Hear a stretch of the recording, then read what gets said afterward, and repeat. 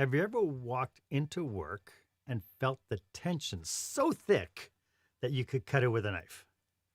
Maybe it's the boss who micromanages every move or the leader who leaves their team feeling invisible and undervalued. Toxic bosses aren't just bad for morale, they're a ticking time bomb for businesses, driving away talent, crushing productivity, and costing companies billions every year. And that's what we're talking about today on Marc Haine Live.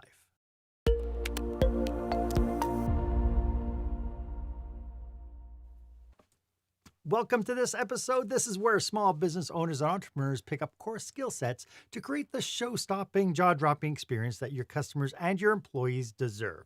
I am your host, customer and employee experience strategist Marc Haine, and today my guest is organizational psychologist Dr. Laura Lovett. And today we're going to be diving into one of the most pressing challenges in today's workplaces. Maybe not just today, maybe it was the past workplaces as well, but it's really this whole idea around how toxic bosses impact teams, productivity, and company culture, and what leaders can do to identify and address these destructive behaviors. So stay with us. This is going to be a wonderful show.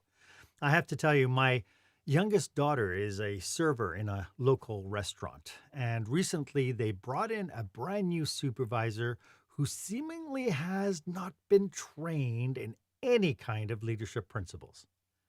This new supervisor has got a particular set of skills that alienate and distance her team while devaluing the worth of the people around her. Her team members are in tears, not from sadness, but from anger and frustration. Every conversation that they have out of earshot of this supervisor is surrounded by those same frustration, fears, and anger. Most are punctuated with statements like, "What the is wrong with her?" The door, they're draining productivity, crashing morale, and leaving businesses with turnover costs that could fund a small island. But here's the kicker. What if the problem isn't just out there? What if it's closer to home? Maybe it's right inside the mirror. And that brings me to our question of the day.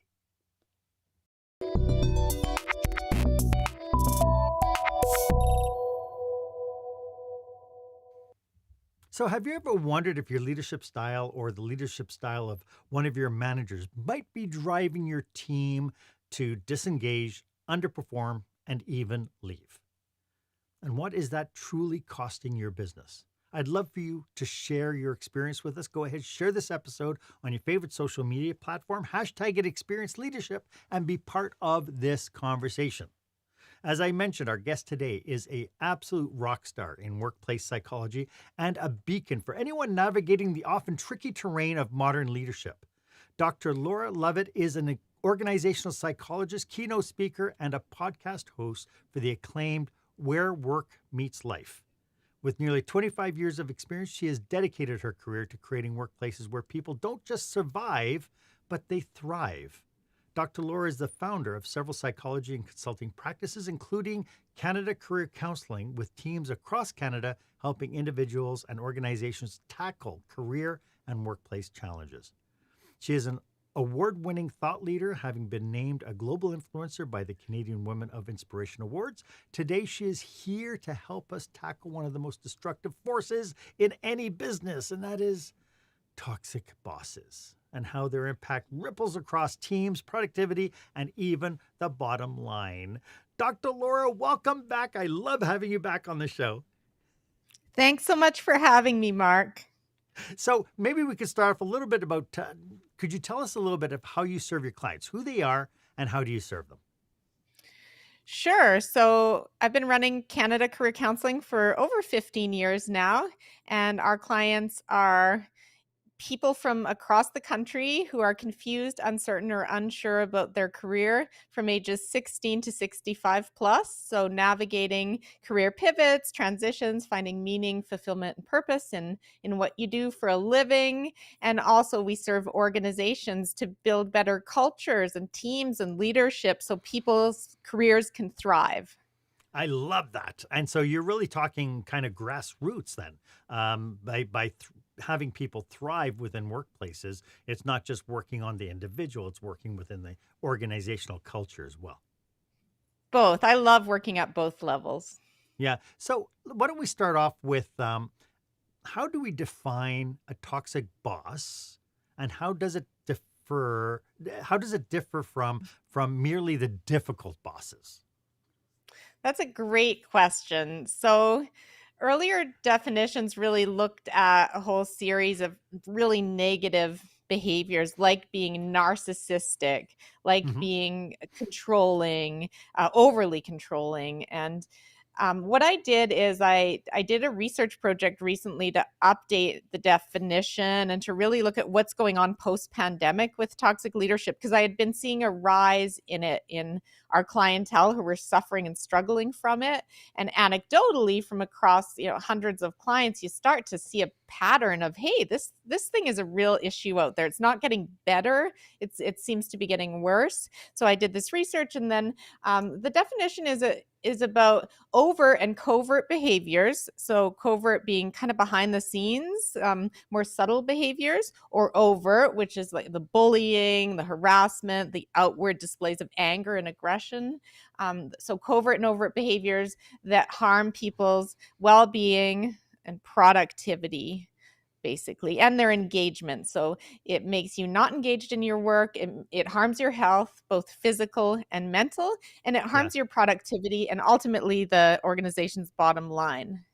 Yeah. So when you say covert, the covert toxicity, that would be Mhm. things like personal agendas and kind of the drive that nobody sees and nobody can truly understand except for the person.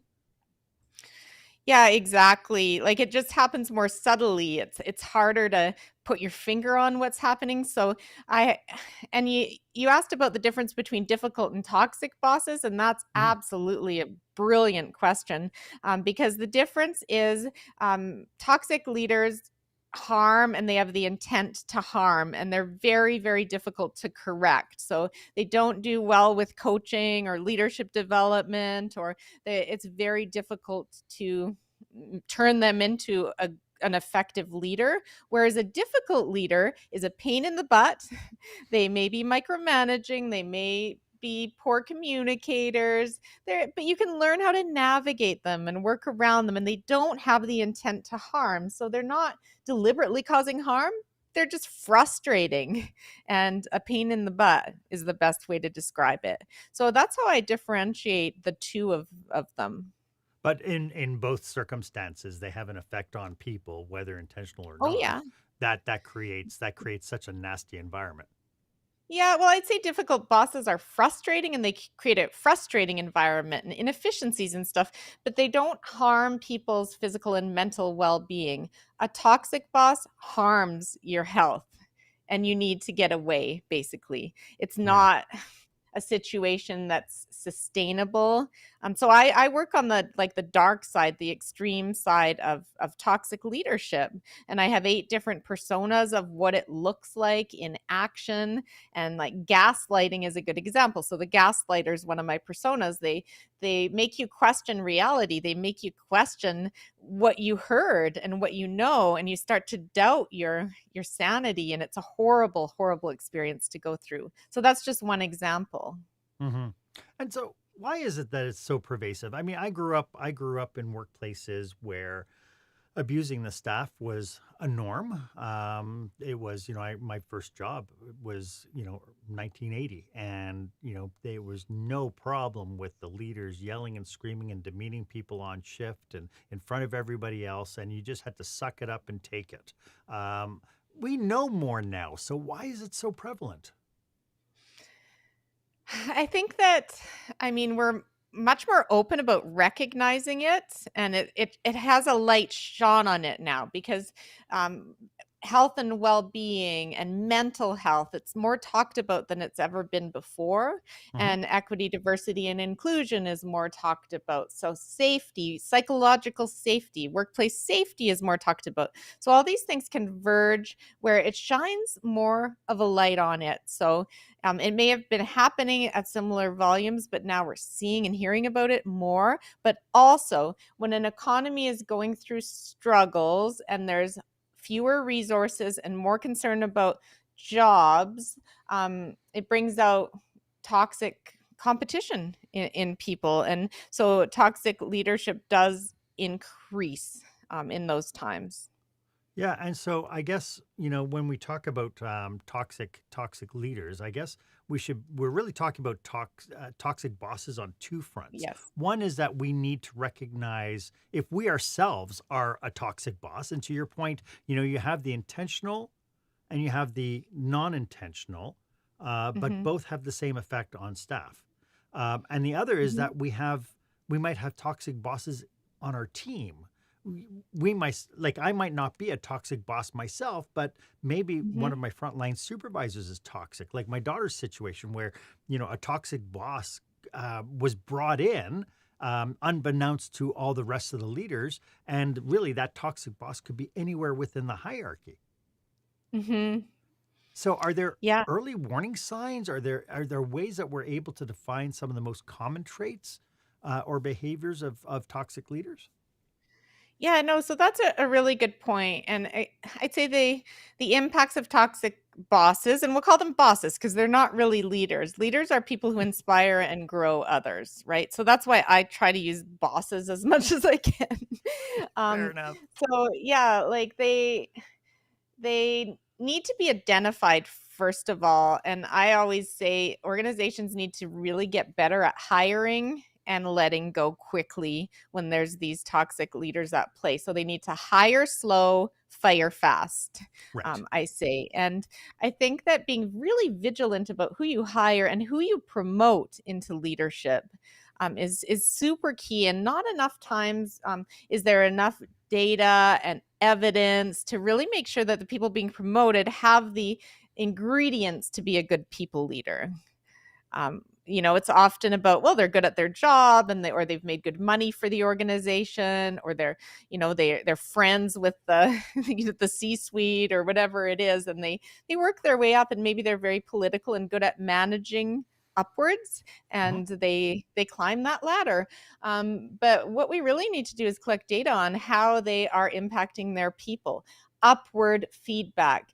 And if there are high numbers of exits under a leader, that needs to be treated like a wildfire about to happen, a hot spot, toxic hotspot, I call it, and it needs to be addressed swiftly. And I don't see that happening enough. It's like, oh, yeah, that's happening. But the toxic boss is very good at making excuses for why, and they're never about themselves. Right. Uh, but to your point, when the exits start to happen, this becomes a situation too little, too late.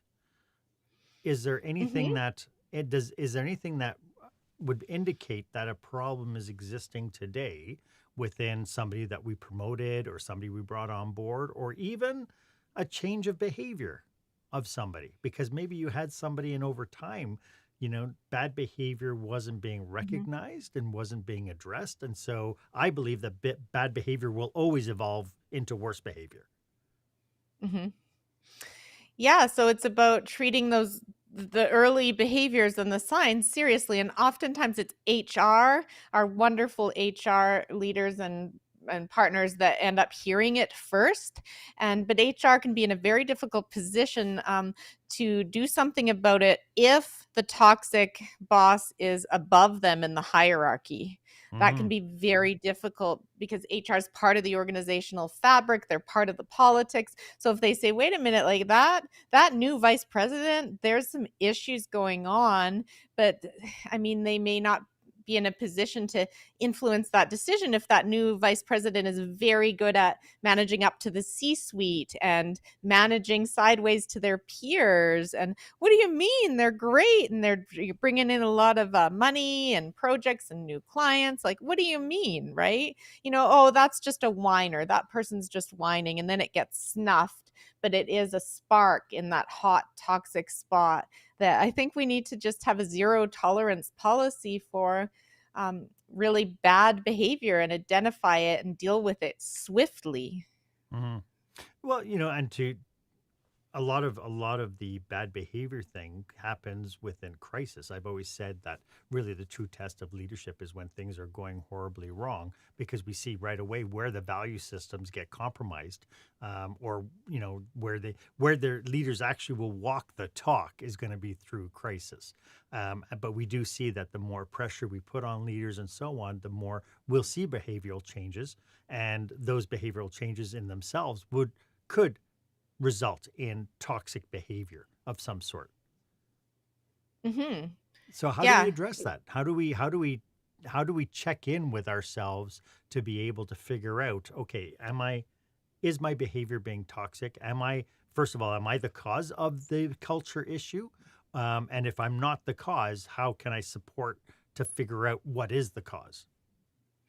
Well, it takes great vulnerability and the ability to have self-insight to do what you're saying. I mean, I think a wonderful way to do that is a 360 feedback. That's just fantastic. My whole team just did them recently. I have a report, but it's about being vulnerable enough to look at that data and to debrief it with someone you trust, and to say, okay, I may not agree with everything in it, or I didn't intend to come across that way, but I'm going to put in place some things that I don't do that again, and I shift my behaviors. And that type of self-insight is really, really important. But I go back to the point that toxic bosses, which are the extreme of that Mhm. continuum of great Yes. boss all the way to toxic boss, the toxic bosses have real trouble doing that, because one of the things they're lacking is self-insight and empathy.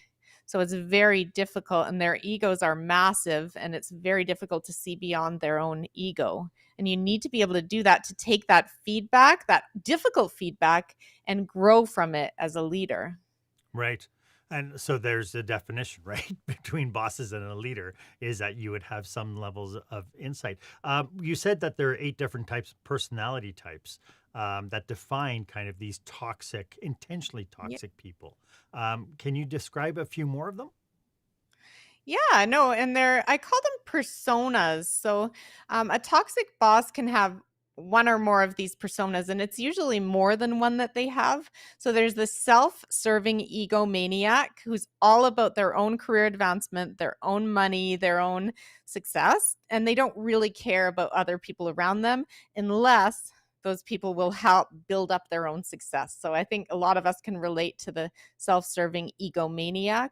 There's the control freak, which it's not just your everyday micromanager. It's like they are micromanagement on steroids. So they need to control everything. And it's very difficult and suffocating reporting to the control freak.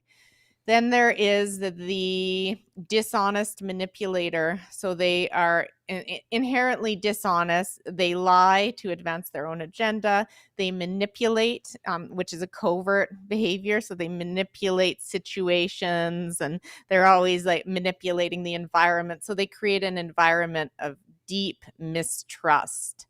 And then one more I'll give you is the great divider. And they're very good at dividing people against each other, pitting people against each other.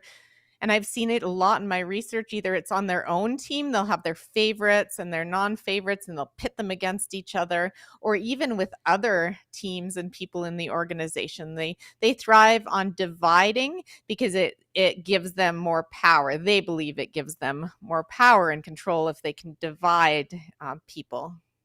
And what's interesting about each one of those personas, those leaders will have justifications for how they behave. Like the divider will Mhm. say, hey, you know what? I'm just trying to create a really positive, competitive thing so that they start elevating their game, right? Mhm. I remember having one toxic leader where he used to, when somebody pissed him off, he used to, even though the person wasn't in the room, he would slam that person to all the other employees. And when I pulled him aside Mm. and I say, "Can you understand how dangerous this is? Like how toxic this is?" He goes, "No." He says, "What I'm trying to do is I'm trying to let everybody else know and put them on notice that I won't tolerate it." And Mhm. it's like, well, isn't that an interesting way to do it? and, Yeah, and that so is. instead of, right, and of course, it's heavily toxic. And of course, there's studies that show that people who see kind of bad behavior towards other people within the work environment, it will affect the people who witness it as well. Mhm. Absolutely, it's a ripple effect. It's horrible to be a bystander and seeing this in action, and if you end up trying to do something about it, then you can be targeted as well, is the way it tends to happen with a toxic boss. Sure. I'd love to dig into some actionable strategies that we can use to recognize toxic workplace behavior and what leaders can do to kind of turn that tide. And we'll get to that right after this. When the spotlight shines on your business, are customers applauding or yawning? In other words, how is your business performing? Make your business a star with the new book, Lights, Camera, Action, Business Operational Excellence Through the Lens of Live Theater by Marc Haine. Marc uses his business and acting experience to help you see your business like a live show, so you can create a performance your customers will never forget. Buy Lights, Camera, Action today at your favorite online retailer or directly at marchaine.com. Welcome back. I am speaking with the fabulous Dr. Laura Lovett. Laura, there are a waft of consequences to having toxic bosses within our ranks. What are some of the conditions you've seen that have affected kind of the business and the people around them, I should say? The conditions that have let the toxic boss cause more harm? Yes, and what's the outfall on the consequences of the team and stuff? We mentioned people quitting, but are there other indicators and other consequences? Yeah, I mean, absolutely. So there's an environment of distrust that's created, engagement goes down, people are less engaged, people are exerting more of their energy protecting themselves and navigating a distrustful environment that takes away their creative and innovative energy to do their job and do their job well. And Sure. then it starts to erode their well being, so they're more exhausted. And I'm doing a new research project on the link between toxic leadership and burnout across 4 generations. So we can look at some of the differences in how the different generations handle toxic leadership and burnout as a result. Mhm. It's so interesting because when you mention like the different generations, of course, each of the generations would handle this differently, right? Like I again, being a baby boomer, I know that there are aggressive type A personalities in the workplace who are going to be, you know, thinking that I'm under their thumb, and we have to deal with that. But for people working under a toxic boss, what are steps that they should take? Because to your point, when it's HR managing, dealing with somebody above, it's like, how do we turn this tide?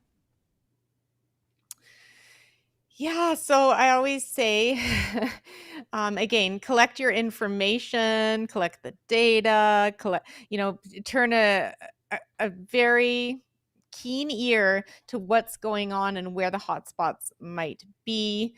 Um, Education is really important too. So we find that there's a fair amount of education now on bullying and harassment and sexual harassment and what that is and what that looks like. And that's a form of abuse that we need to shed shine a major light on. However, there's not enough on the other types of covert toxicity that happen, because a fair amount of it is actually covert, and you can't easily see it going on. It's kind of behind the scenes, like a snake in the grass situation. And we need to shine a light and educate people on what that is and what the impacts of it are, so that people can start to identify that sooner and do something about it sooner for themselves and for others in the organization when they see it going on. Yeah, but to your point, sometimes it's really subtle. It's very small. It's Mhm. very like I'm sure everybody who's tuning in could think of a time when somebody said something and you went, "That's really strange for that person to say something like that." Right. And I got to the point where I started calling it out. I would say something after like some sort of a cruel comment or aggressive comment. That's really interesting. Why would you say that? And all of a sudden it forces that person to all of a sudden go, oh, and now they start to backpedal. And now it's like, Mhm. oh, I was just joking. What? Can't you take a joke? Right. Yeah. But the fact that we calling it out they start second guessing whether or not they should act that way around you. Is that fair? Yeah, the more it's called out and, unacceptable, and hey, we learned that in this workplace civility training, and that, this goes against that, or hey, that didn't feel right. That, I saw the way this person reacted to what you said, and that just didn't sit right with me. Those Yeah. sorts of conversations, I think, start to build a culture around, we're not going to tolerate toxic behaviors at work. But you need to know that people have your back, that senior leadership has your back, that HR has your back, that, when you call out these things, that you're not going to be at risk of punishment or at worst losing your job. And that's the problem in a toxic workplace. Those are very real risks. What would you say? I've been watching a fellow on YouTube. He does these shorts where people will publish kind of recordings of conversations they've had with their bosses, because, of course, everybody carries these around now. And to do a recording is very, very simple, or email threads and that sort of thing. What is your advice to employees who might want to kind of leverage the technology to kind of help them build their case? Well, that's tricky. So what you're saying, Mark, is recording conversations without the boss's knowledge? Yeah, so like the employee goes in with knowing full well that they're going to have a very challenging conversation with their boss. And so they start a recording and put the cell phone in their pocket. Hmm. That actually makes me think that I would like to talk to an employment lawyer about that. Now, seriously, and I have, No, it's uh, true though, right? It's something we have to consider because the yeah, to tech is know, out like, there. is that evidence that could be used? So if I work for a toxic boss and I get recordings of them harassing me, maybe bullying me, maybe sexual harassment, whatever it is that defensible if I were to file a claim? That's a Mhm. question I don't want to answer because I don't know for sure, but it's something I'm going to Yay. explore. And so, and for the audience tuning in, maybe this is a seed, something we need to explore, because I do know that when people get into desperate situations, and you're absolutely right, when people go, because you have managers in the back room and it's like, oh, Donna said this. Oh, she's just a whiny ass crybaby. Don't listen to anything. It's not worth your and it's like, no, wait a second. This is an individual. This is a person on our team. But it's so easy for the ones, especially the narcissists and the control freaks and so on, to disclaim any reports, just saying, they're just so overly sensitive. It's like they cry at the drop of a dime. Mhm. Oh, Right? yeah, totally. This is such a great And conversation. Just out of if people are tuning in and this could be triggering in some form or fashion, or somebody knows that they need help, how could they get a hold of you if they want help? well, I'm definitely at drlaura.live is my website, and I have a contact form there. I'm also on all the social media channels, and I like to engage and dialogue with people. You can shoot me a private message. If you are struggling and feeling like this is impacting your mental health, depression, anxiety, any of that, we definitely have helplines and resources in different geographies that we can share with you. This can be very traumatic. So, It can. toxic leadership is a trauma inducing set of behaviors. And we find that people, when they leave a toxic boss, what they say is, I wish I had left sooner. And second, they say it takes a while to get over it. I have to go through a full recovery mentally, physically, emotionally. It takes a while to recover because it's like being in an abusive relationship. Absolutely. And in fact, to that point, I have a friend of mine who's a dental hygienist who ended up quitting because of a very toxic boss, the dentist. And she left, went to work for another dentist, and was treated worse by that dentist. And now she is out of the workplace because she just can't in her mind now, she equates the trauma of working in a dental office with the abuses that she suffered as a dental hygienist in these two organizations, even though her very first organization she worked in was absolutely stellar. She had a wonderful leader who helped support her growth and so on. But the other two, it's like if she came up with ideas, because of course a dental hygienist is first and foremost with the patient and they're there to represent the patient. But then when they went to the dentist just shut them down because you know what? You're not a dentist.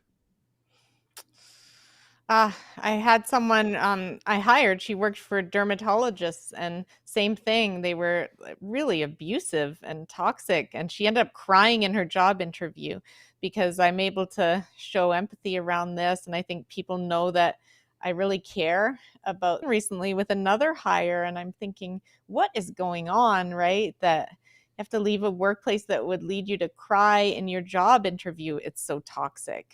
Mm-hmm. Well, and the same thing happened with my daughter. My daughter's like early 20s, and this toxic leader got hired, and she's out back with her coworkers. They're crying, not because they were sad, but she was just so wild up and so frustrated with everything because nothing seemed to work. And the fact that the head manager and the supervisor had some sort of a relationship, it wasn't a romantic, they were friends or something. And so now it's like, oh, now I can't even go to my boss to report this.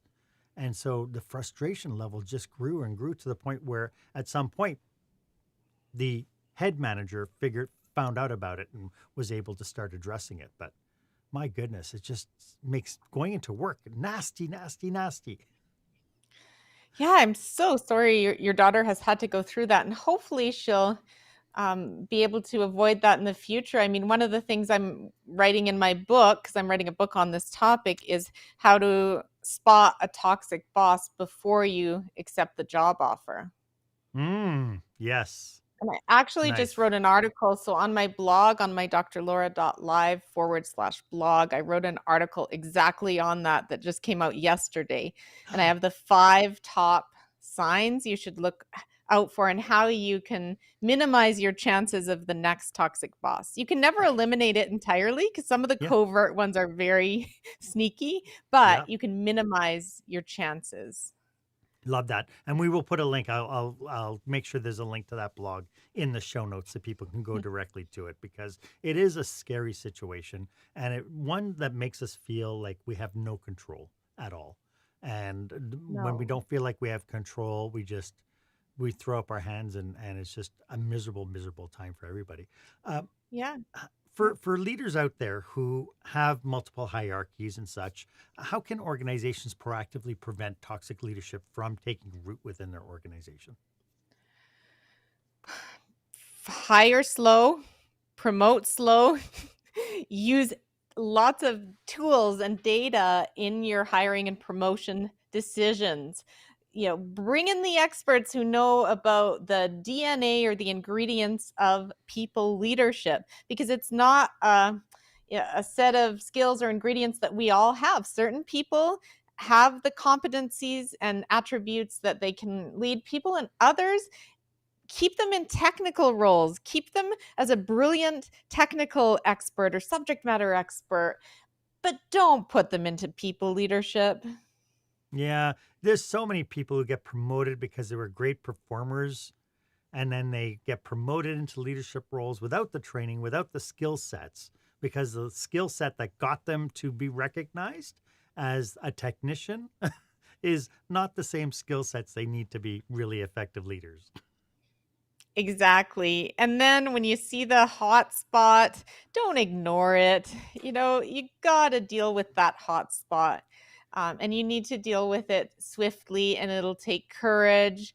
And yeah, some people just can't stay. They just can't stay. And I think we hang on too long, and sometimes we expect that we can develop the person, we can help them grow, but you need to understand, what is growable and what is just purely a toxic risk to your culture. Yeah, and I love that you use the word hotspot. This idea of not ignoring it, because again, I've many different organizations, and it's like, yeah, well, I knew she was a little bit of a problem, but we're short staffed, and we figured it would work itself out. And so Mhm. this idea of explaining away the bad behavior is so dangerous and so damaging in the long run. You said it so well, Mark. It's Yeah, explaining it away. It's making excuses, or it's ostriching. Like, I yeah, see putting it that, in the but I'm so busy, I can't deal with that. That's a 2025 issue, or that's an issue for the next quarter. And then suddenly you've lost a couple more people. There's a couple more medical leaves happening, and numbers of medical leaves happening under a leader or in a department is a sign of toxicity as well. Sure, some of them are, medical health issues and stuff, but some of them are burnout. And, either way, if physical health or mental health, both of them are impacted by toxic leadership. And when you think that now mental health here in Canada is a WCB claim, right? Hmm. It now you're going to lose productivity. Now you're going to have people out stepping out of their roles to go and deal with the mental anguish and the turmoil that this all creates. So uh, we need to get a handle on it. And I'm still really shocked that it still happens in the degree that it happens. Me too. Me too. Like Oh, we're that so sounds much like the more Me Too aware. movement. Yeah.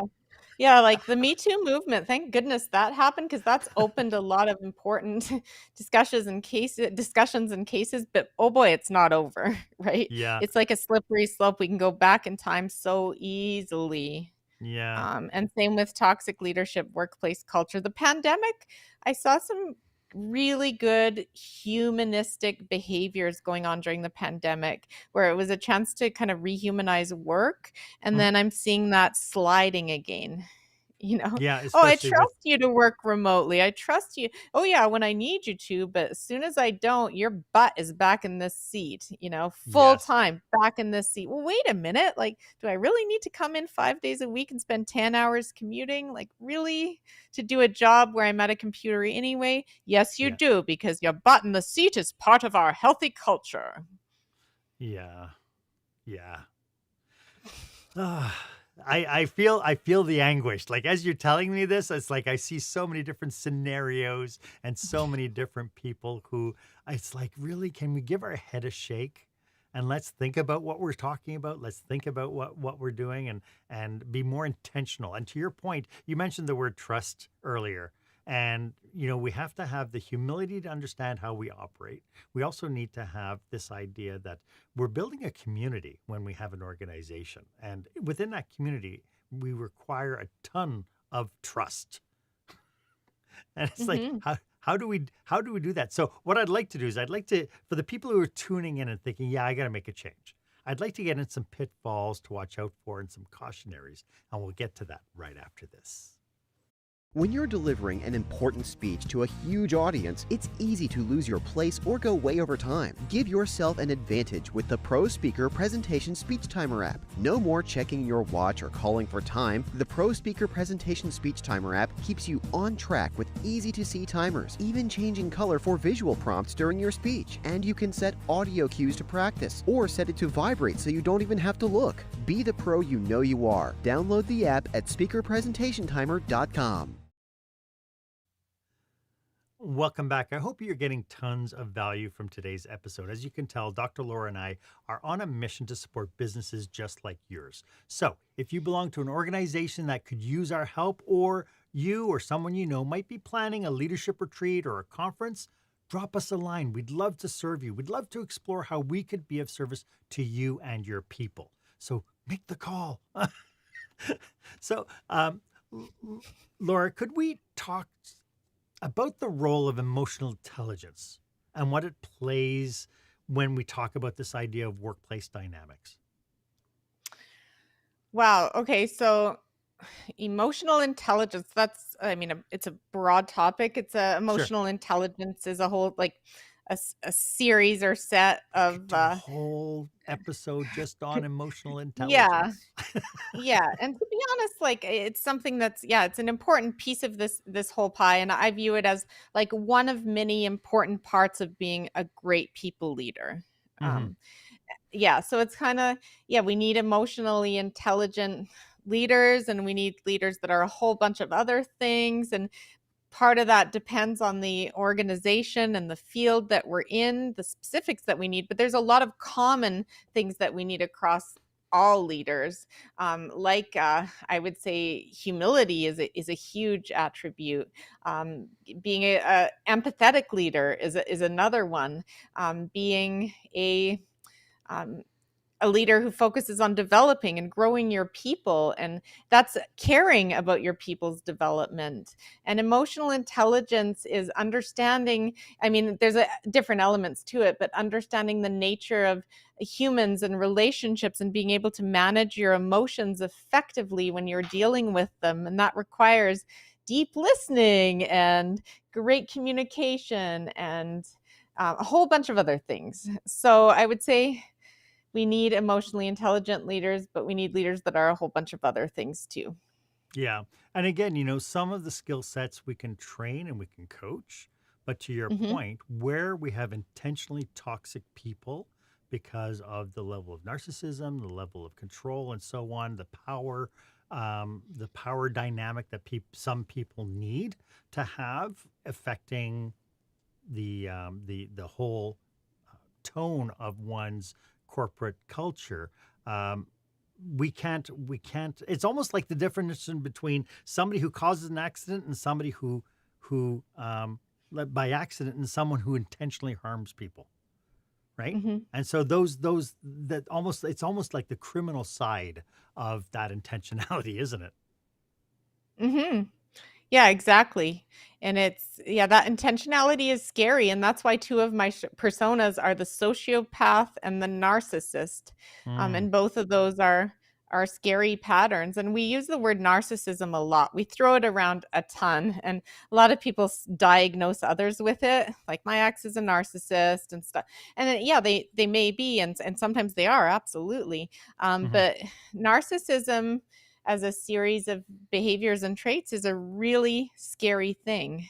It's very, very damaging. I ended up doing 4 podcast episodes on my earlier season. I think it was 2 seasons ago, where I explored narcissism with 2 leading experts in North America, because I was dealing with it and seeing it. And I'm like, I need to know more about what this is. And now I know a whole lot more than I used to, because it's a term not to be used lightly. Yeah, and it's not just a word you throw around and just finger point on. There is real Mhm. damage behind the whole title. For people who are tuning in and want to kind of diagnose their corporate culture, they know things aren't quite right. They're not quite sure what it is. What's the first step that they have to take? Well, I always am a fan because, I've seen how well this works. It's called climate surveys. So, engagement surveys are typically an annual, how's our engagement level? And a lot of them are benchmarked, meaning they ask the same sorts of questions, like Gallup, for example, same sorts of questions across a whole bunch of organizations, so you can see how you're faring compared to others. But a climate survey is about the specifics of your organizational culture. So, we, as organizational psychologists, we target the questions based on what we need to learn about and know about. And sometimes we'll even ask the people, what do you want to be asked about by us. And people will say, we want to be asked about this or that or the other thing, or our resources or our management or communication. So we'll make sure to target questions in a way that gets the information. And then you give people the opportunity to give open-ended feedback to. You analyze it and you get a clear indication of, okay, here's what's going on. And we won't work with organizations unless they commit to sharing what they're going to do about the feedback and sharing the aggregated feedback with the people. So here's what we learned, and here's what's going to happen. Here's our longer term plan, and here's our shorter term quick wins that we're going to implement immediately as an organization. And that's the way to do it. Lovely. For the people, my biggest fear always is I've worked in lots of organizations where a new leader would come up with a piece of information and becomes the policy of the month or the procedure of the month or the Band-Aid. Are there any cautionaries or pitfalls about making changes to our corporate culture when we do find that we have a problem? Anything we should be aware of? Well, I think when we find we have a problem, we need to make sure we're addressing the root cause of the problem, that maybe we need to collect more information. Once we find out there's a hotspot, we need to go deeper and understand it. And I would say having objective people involved is always good, because you get that objective lens, and people are more likely to open up when it's an objective party, like an organizational psychologist, that it's confidential, etc. We're working for you to help protect you, as well as your organization, versus if it's someone internally, they're part of the political fabric, and it's tougher, right, to know if you can open up to them and your job will still be safe. Yeah, so it's interesting because in an environment where the trust is low, you can't solve this on your own, because you need a definition of a way. How can people trust when you're asking them to divulge certain information? How can you create that trust? And I think the only way to do that is by bringing somebody outside in to make that Hmm. happen. Yeah. Dr. Laura, this has been really fantastic. Could you just remind everybody one more time how they can get a hold of you? Oh, sure, Mark. So drlaura.live is my platform where I have my blog, the podcast where work meets life, and I love speaking as well. That's how Mark and I met, the Canadian Association for Professional Speakers. So, and Mark is a heck of a speaker, and I love the speaking community. It's so much fun. And then CanadaCareerCounseling.com is really where to go for people who are confused, uncertain, unsure about their career, or suffering from a toxic leader, for example. That's where all the one-on-one psychologists on my team reside, and where we do the workplace stuff like climate surveys, leadership development, emotional intelligence related stuff, whatever it is, to help build a healthier workplace culture. And on your website, I think I did see a link for a 15-minute free discovery call if somebody's having some challenges, they need to speak to somebody. Oh, yeah, 100%. Terrific. Dr. Laura, as we wrap up, do you have any last thoughts about what we've been talking about today? If you have a toxic boss, if you're suffering from one, please know that you're not alone, and you do need to get out of it, and there is a way forward. Please don't feel stuck. There are better opportunities within your organization or externally, and making a clear exit plan is something in your grasp. I love that. Thank you. Thank you so much for coming back onto the show. I really appreciate you being here and to share your knowledge and your expertise. It's just been so brilliant. And this is a conversation I think we need to have more of in the workplace and outside of the workplace, because we have to get to the point where we can no longer tolerate this. So thank you so much. Oh, you're so welcome, Mark. Always a pleasure. So if you have any questions about today's episode, or you would like a complimentary 30-minute brainstorming session with you and your team, feel free to book yourself on my online calendar. The link is below. It's at meetwith.marchaine.com. As always, I am at your service. And if you haven't done so yet, please, why don't you go ahead and subscribe to this feed? That way you'll get notifications when I bring you new episodes each and every week with absolutely fabulous experts like Dr. Laura, And please make sure that you follow me on social media, especially on LinkedIn. Feel free to engage. I'd love to be in a conversation with you. Thank you so much for joining me today. My name is Marc Haine. I hope you stay safe, stay healthy, and I hope you dare to be the exception.